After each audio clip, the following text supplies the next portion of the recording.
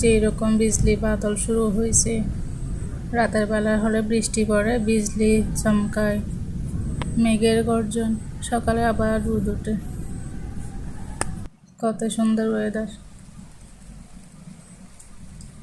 আকাশ ঝলমল করতেছে।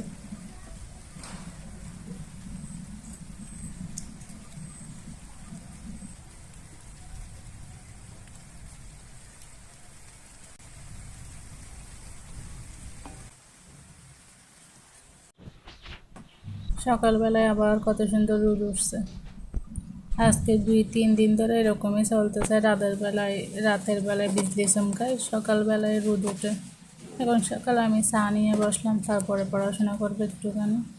এখন 9টা, 9:30 মতো বাজতেছে।